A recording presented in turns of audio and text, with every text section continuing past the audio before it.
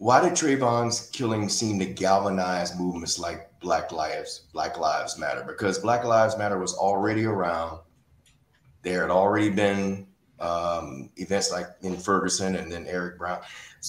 Why did Trayvon's killing seem to do more? I think when we think about these movements, and I think there's so much complacency in just history, and I know we're going to get to this conversation eventually, but we tend to displace history as a historical past, as a distance. Okay. And the fact is, Trayvon Martin was killed in 2012, and we tend to forget, just as it was mentioned earlier, that we psychologically and historically in the legacy of slavery, it was the job of white people to report Black people.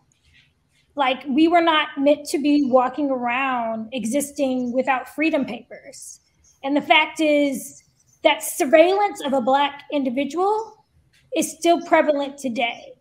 I think we view our society as a post-civil rights, post-racial society. Mm-hmm.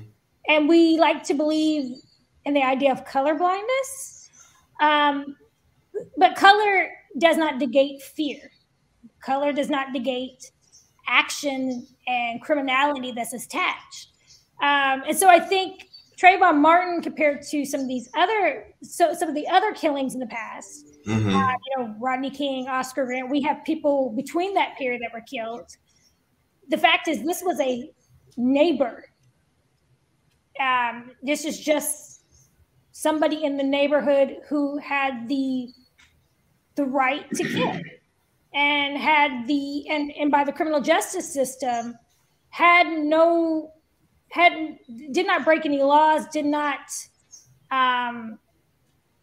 do anything wrong in terms of assaulting this young man for just walking home. And I think that's, especially to Black men, that is, how do you live in a world like that? How do you live and exist in a world where you can't even walk to the store? Definitely galvanizing the idea of the media tropes that came out of this. You had people calling him a thug, people talking about toxicology reports, people talking about all the mugshots and images. Well, that's interesting. I was going to ask you about that next, because I really want you to continue with this, because I was wanting to quickly hold a mirror up to myself and my profession. The media, would you say the media was helpful? No, I don't think helpful. It was not helpful in the fact that we quickly jumped on a 17-year-old who was walking home to say that he was immediately doing something wrong, that he was a thug, that any person who's attacked is going to fight back. Yeah. And even if they're not going to fight back, that doesn't mean you kill them, And I think, to the media standpoint, we quickly saw magazines and Black media. That's why hashtag Black Lives Matter was so important. But at the same time, Ebony magazine did the whole covers around "We Are Trayvon" and had celebrities like Spike Lee and Boris Cujo featuring these families. We had the hoodie march.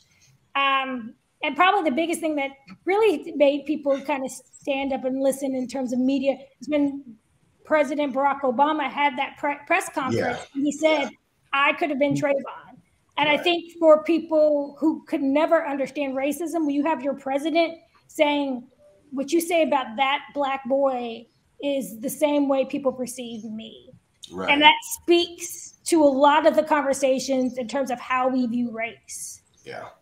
Because we tend to like to put Black people in boxes, very much as we talked a little bit earlier, that you need to be a good Black person. You need to be a good, honorable Black person. But quickly we saw that over and over again, that is not the case. The phrase "the unarmed Black man" has been criminalized. It's been used, we use it journalistically correct. And I talk about this with my students, but it also imposes the fact that a Black person has to be unarmed in order to be seen as innocent. has to be seen. There has to be some justification for us killing unarmed Black men, but Black people in general shouldn't have to justify their existence or have an alibi to why they walk around every day and exist.